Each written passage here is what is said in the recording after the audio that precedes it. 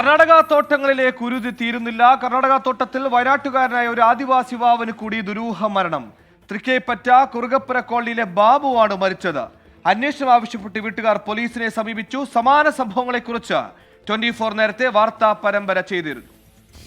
ഇവിടെ വീട്ടിലെത്തി കഴിഞ്ഞപ്പം തന്നെ എല്ലാവർക്കും ഒരു ഡൗട്ടായിരുന്നു. നമ്മളെ ബോഡിയല്ല എന്നുള്ളൊരു ഡൗട്ട് എല്ലാവരും പറയുന്നുണ്ടായിരുന്നു. പക്ഷേ ബോഡി നമ്മളെ ബോഡി തന്നെയാണ്.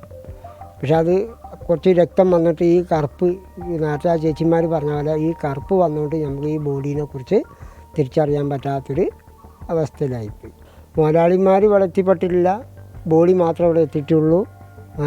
അതിൻ്റെ പുറകെ മുതലാളിമാരോ അല്ലെങ്കിൽ മേശരിമാരോ ആരെങ്കിലും ഒരാൾ ഇവിടെ വരികയാണെങ്കിൽ ഈ സംശയം വരില്ലായിരുന്നു. 37 വയസ്സായിരുന്നു ബാബുവിൻ്റെ പ്രായം. നല്ല ആരോഗ്യമുള്ള ആളായിരുന്നു.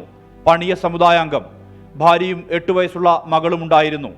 മീനങ്ങാടി സ്വദേശികളായ ഇഞ്ചി കർഷകരാണ് നഞ്ചൻകോട്ടെ തോട്ടത്തിലേക്ക് പണിക്ക് കൊണ്ടുപോയത്.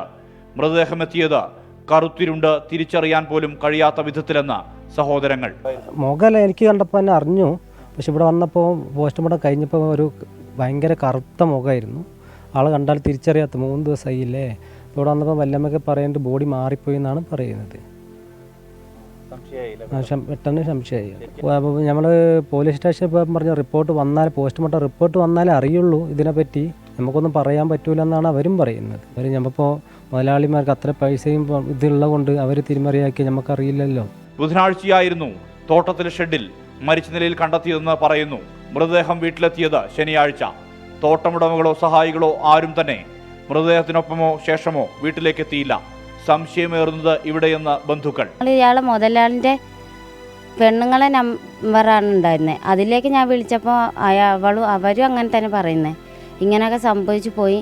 അപ്പോൾ ഞാൻ പറഞ്ഞു, എന്നാൽ നിങ്ങളുടെ ചേട്ടാൻ്റെ നമ്പർ തരും, ഞങ്ങളൊന്ന് വിളിച്ച് അന്വേഷിച്ച് നോക്കട്ടെ. പക്ഷേ ചേട്ടാൻ്റെ നമ്പർ ഇവർ തരുന്നില്ല. ഇത് അവൻ പോയിട്ട് ഇത്രയും ദിവസമായി, അവരാരും പോലും എന്നെ ഫോണും വിളിച്ചിട്ടില്ല, ഇങ്ങോട്ടേക്ക് വന്ന് തിരിഞ്ഞും നോക്കിയിട്ടില്ല. പോസ്റ്റ്മോർട്ടം റിപ്പോർട്ട് ലഭിച്ചാലേ തുടർ നടപടികൾക്ക് സാധ്യതയുള്ളൂ എന്ന് മേപ്പാടി പോലീസ്. ബാവലി ഷാണമംഗലത്തെ ബിനീഷ് എന്ന ആദിവാസി യുവാവിന്റെ മരണത്തിൽ കർണാടകയിലെ പോസ്റ്റ്മോർട്ടം റിപ്പോർട്ടിൽ പോലും സംശയം പ്രകടിപ്പിച്ചിരുന്നു ബന്ധുക്കൾ.